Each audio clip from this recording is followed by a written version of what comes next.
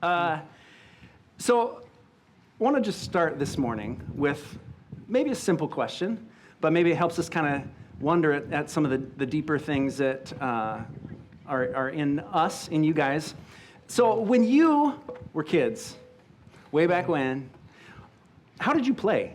Is there like a way or a toy or like what comes to mind when you think about how you played as a kid? Or game or like what captivated you? Yeah. I think when I think about my childhood, I remember like a world of imagination. Have you ever heard that song by, it's in like Charlie and the Chocolate Factory, right? Like I just imagine like I had a really alive imagination. I would be jumping on the couch cushions and pretend like the floor was lava. Anybody pretend like the floor was lava? And I was like in the world of make-believe, you know what I'm saying? And so when I wasn't in front of the TV with a big bowl of sugary cereal watching Saturday morning cartoons or Sesame Street or something like that, right? I was just running around the house, banging on pots and pans as drums and making up a cape. And like I just was always creating with whatever I had around me, just full of curiosity and joy and wonderment. So, yeah. Love that. How about you, Dave? Yeah, I mean, the one that came to mind is kind of it's supposed to be fun and joyful and light, but honestly, for me, the thing that came to mind was I would play football by myself in the front yard. I grew up with a single mom, so I'd be out there by myself and I would throw it. I would be my quarterback and receiver, and then I would run and go catch it. Yeah. There you go, so when Tupac said, and he has a song called Papa's Song, he says, had to play catch by myself with a sorry sight, a pitiful plight, so I pray for a starry night.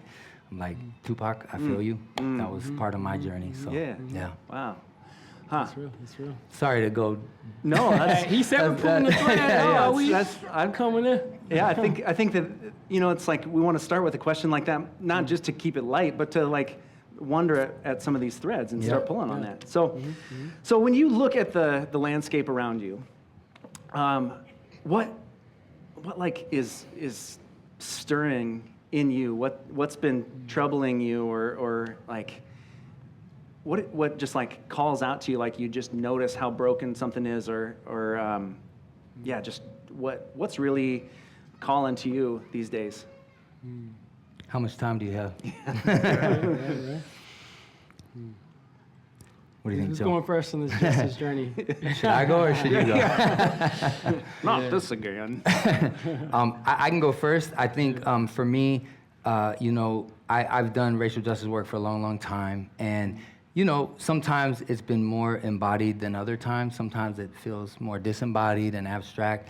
For me right now, it feels very, very embodied. And the reason it feels embodied is because I am raising a 15-year-old boy and a 13-year-old boy, two cishet white boys becoming men, trying to figure out what does it mean to be a white man in this society. And there's a lot of messaging for them about what that is. Yeah. And so what's really on my heart has been how do we provide a healthy culture for young white boys like my kids? Because there's, like, if you just type into the algorithm, like, hey, there's a cute girl in my math class and I want to look buff, I want to get buff for her to like me, what should I do?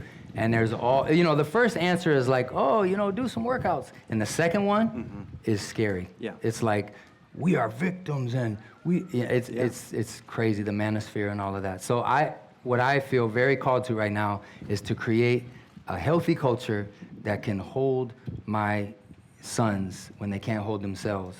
Because white supremacy culture is waiting to hold them. It's waiting with symbols and rituals and elders and a whole world of meaning. When I think about anti-racism, when I think about somatic abolitionism, as Resma says, or whatever the word is, we haven't quite created that as strong yet. And I want something that's strong enough that can hold them. So I want to help make that. So that's what I feel called to right now. Yeah, that's beautiful. Yeah. We gotta shout out that for sure. Yeah. What about you, Joe? Yeah, man, I have a lot of gratitude, man. That's why I love doing this work with you, that you're someone who's willing to like take that space, because like for me, I feel like I've been doing racial justice work my whole life, like just trying to survive in this country as a black man. Yeah. And so like, I want to be in spaces where that doesn't have to be the first thing on my mind, where I can experience more of that childlike joy that I described, because I think that's ultimately what we're fighting for, is a world in which there's joy and curiosity and imagination and play, but we don't live in that world all the time. And so for me, what's been coming alive is like, how can I create more spaces where there's a deep felt sense of wholeness and liberation and creativity, and particularly where Black and brown folks can feel safe enough to express themselves and be free. And so I see how it goes hand in hand in the work that we're doing, because that's the world we long to live in together. And we can't get collective liberation without the collective, so everyone has a role in that. But I feel like on the edges, I want to be grooving at the edges of freedom, and that's the work that I'm called to. So. Yeah, beautiful. Yeah. Yeah. Well, so as you guys see that landscape, I mean, you've already started naming some of what you're doing in like in some of that, but maybe give us just a little bit more about like how you're addressing that landscape that you're seeing, what the struggle's been like for you in that, and maybe how you've maybe your transformation a little bit along the way of how you approached that in the beginning, and maybe what you've kind of settled into these days. Yeah, we're always learning and growing and evolving and trying to figure stuff out over the years. And one thing I really appreciate is like we can have one of those moments where it's like, hey, Dave, I'm gonna need you to gather your cousins, to get your people. Because there's like sometimes where I'll be saying and doing something and it doesn't feel like it's connecting or landing, or I'm still receiving like microaggressions, or like, and a lot of times it's well intended, but it can still be these patterns where there's an undue amount of labor put on the Black body in the room, whether that's me or somebody else. I see that pattern happening, and so we're like, how can we change this pattern to where the person of color doesn't immediately become the therapist or the magical person in the room to fix and solve every racial problem, but to say, no, let's figure this out. Like I want to be a part of this conversation. I have to be a part of this work for the sake of like my well-being and my ancestors and all those before and after me. But also, I don't need to do all of the work myself, right? Yeah. And so like big shout out for us being able to partner and do this work, because they can hear that call differently when it comes from someone like Dave. So yeah, the shift, we've had a couple shifts together. Originally it was, we always have to do the gig together, right? That was the initial thing. It was an inclusion rider. Like, if you're gonna book me, I'm gonna bring somebody with me. That somebody's usually Joe, because especially as a hip hop artist, that's honoring the spirit of hip hop. But eventually it got a little more complex because, we're on our way to Cannon Falls, Minnesota, and I say, hey, Joe, when you think about your deepest joy and your happiest place in the world, is it going to rural Minnesota to go share painful stories of racism so that a white lady can cry on your shoulder and you're comforting her even though you're the one experiencing the racism? Does Not that exactly. feel like, he's like, no, not exactly. Not quite Thank what you. Yeah, thank you for asking. So at that point, it was kind of like, we kind of, this is a few years ago, and it was sort of like, hey, Dave, I don't always need to be in those spaces. And maybe there's moments where you just need to be there. And because there's a learned helplessness for white folks. That's like, we can't talk about it. We can't, unless we got the Black guy in the room to dump all of the discomfort onto, then we can't hold any of it ourselves. And it's like, no, actually, we need to figure this out. So that's been an evolution. So now we're trying to be more discerning about not just when does Joe, when do we do it together? Are there ways to get his voice into the room without the microaggressive stuff afterwards? Like, hey, my grandson is biracial, and that's cool. What's that cool. with anything? Why are you sharing this with me? Like, there's just a lot of weird behavior afterwards. Not because people are trying to connect, but it's just like it gets weird sometimes. Yeah. So this is helpful, and I think I would say it's a moving target. Like, we don't quite know what it is yet. We're still figuring it out. And I think that's the way it has to be honest. Like, when you're grooving at the edges of freedom, you're stepping into the unknown. Like, there's some darkness and some uncertainty, but I think the other side of it, when we're able to move at the pace of relationship, at the speed of trust, and we're like taking our time, caring for each other, leaning into that curiosity, that compassion, I think we discover a liberation we didn't even know was possible. So. Yeah, how do you feel like what you're doing today is related to really like who you are uniquely, your shape in the space here, and not just like fulfilling a unexpected role? Yeah, I think for me, like, one of my deep soul desires is to just like be creative and create beauty and joy in the world. And so, like, I have a shirt that I created says, I just want to make dope art and love my people, right? And so that's like, to me, that's the assignment. Yeah. That's the mission, that's the value, that's like what I'm here for, is just to create something beautiful and to love my people, love people around me. And so whatever ways I could do that, whether it's doing music, whether it's doing poetry, whether it's dancing on stage, like if I'm creating those moments of joy and beauty and healing, that is cultivated inside of me, and I get to cultivate it alongside other people. But was it difficult for you to sort of like settle into that mode, or like? I mean, it feels like a lot of times it's like, well, I see these big things and I want to fix them. Right. But like for you to move into that, like, did you see something break open for you at some point? Of how to...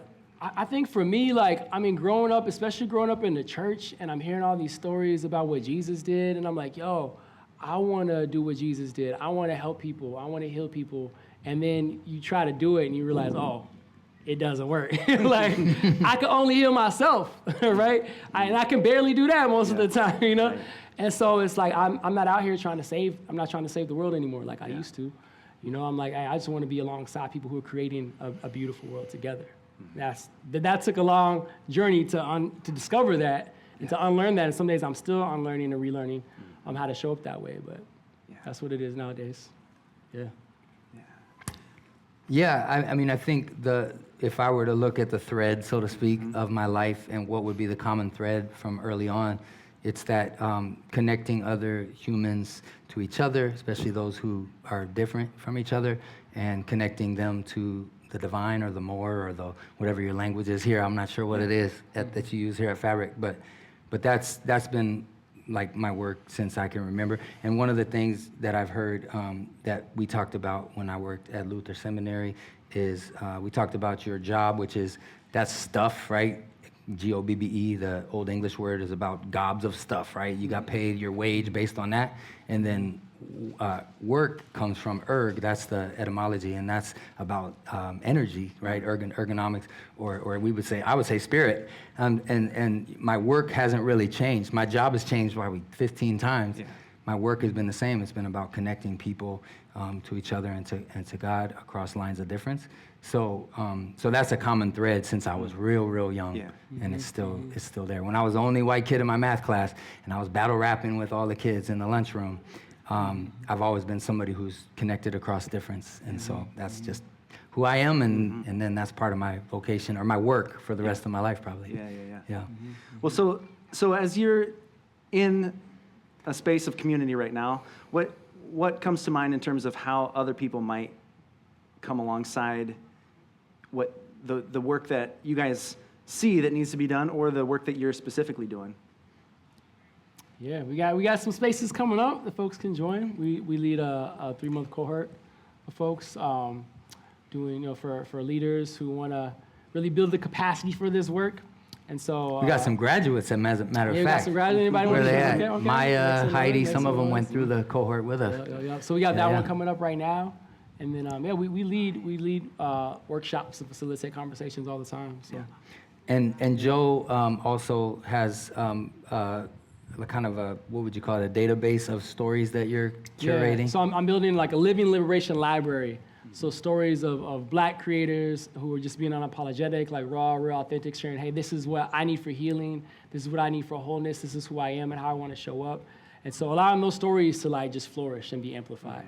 That's been one of my projects recently. Yeah. So if you're doing an event and you're like, hey, we want to do racial justice, we should hire this person to come in to our all-white conference and, and do that whole thing we talked about.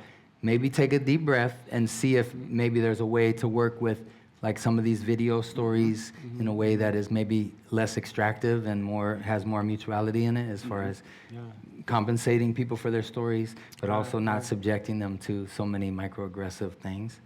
I would say for me, another thing I'm really passionate about right now, there's an organization called White Men for Racial Justice, and so WMRJ.org. I feel like I should have this voice as I'm talking about it. WMRJ.org. Sign up now. But it's been a really powerful community of white men to get together, to be able to learn how to create that culture and to care for one another, to cry with each other, to do that emotional labor for each other so that it doesn't keep getting offloaded onto the, female and femme bodies in the room or the bodies of culture in the room, but we learn how to hold it ourselves. So that one starts September 22nd, I want to say, but if you go to the website, you'll see it on there. Yeah. Well, and finally with this, like what feels hopeful for you? Like what feels like it's making you come alive or keep coming back? Like what are the threads that feel like they're continuing to energize you? Honestly, it's like the young people I work with, like they always, like, again, maybe it's a full circle moment. Like I talk about how I was when I was a kid, and maybe I see like a reflection of that in the young folks when they're still, the world hasn't told them who to be, and they're full selves, or like the fullest expression of themselves. I'm like, yes, we need more of that. And even when I'm going into like, one of the opportunities I have that I think is closest to my heart is when I'm going to these youth correctional facilities, and these kids are in cages, like, which I think is a wild concept that we even do that in our country, right? But these young kids are in incarcerated spaces, and I'm able to be with them for like a week-long residency, and I still see these moments, these flickers of like aliveness and hope and resilience, and I'm like, yes, that's what we need right there. No matter what the state of the world is, we can still find that. That's possible. You know? Yeah, and I have two quick snapshots. The first one was happening a few years ago. We were in shall we say deep red space, if you know what I'm saying, up in rural northwest Minnesota, and we're doing a service, and we are doing blessings for people, and so right now. yeah, exactly, the ruach. And so we're doing blessings with people, and there's a woman who comes up to me, and Joe is blessing people, right? So he's marking them with the cross of Christ, saying, you're a beloved child of God, and there's nothing you can do about it, basically. And as he's giving this blessing, this woman, he's giving it to a small child, and this woman comes up to me, and she's like, that's the first time that my child has ever been touched by a black man, and it's to be blessed, and I mean that puts a lot of labor on you, but Yes, it's a beautiful moment. But like to watch Joe be used by the Spirit to like have this blessing, formative moment for this young person to be like blessed by somebody who looks different than her. The other quick story, or just like snapshot, is my friend.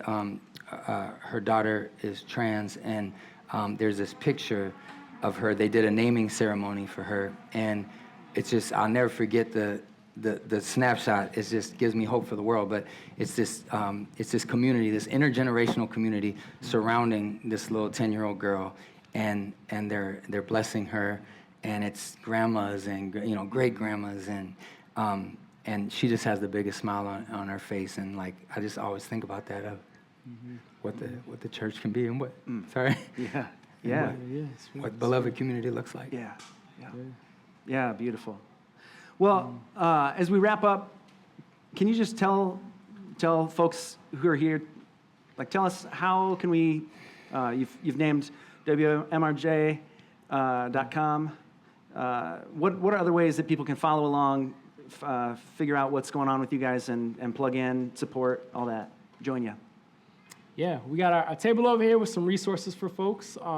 Definitely go to justmoveculture.com. That has a lot of information about who we are, what we do, how to connect to those offerings. And I have some books, and I have joedavispoetry.com, and what else do we want to? joedavispoetry.com. That's the one right there. Yeah. Support Black art. Yeah, absolutely. Yeah. No, for sure. Yeah. All right, well, I'm going to pass the mic back to Steve and Sarah, but I just want to say thanks so much, guys. Thank you. I Much love, am much grateful for you guys being here. Let's give a round of applause to them. And, Thanks. Absolutely. Yes. Thanks. Yeah. Thank you. Thank you. Appreciate you. Yes. Thanks. Much gratitude. Yes. Thank you. Thank you.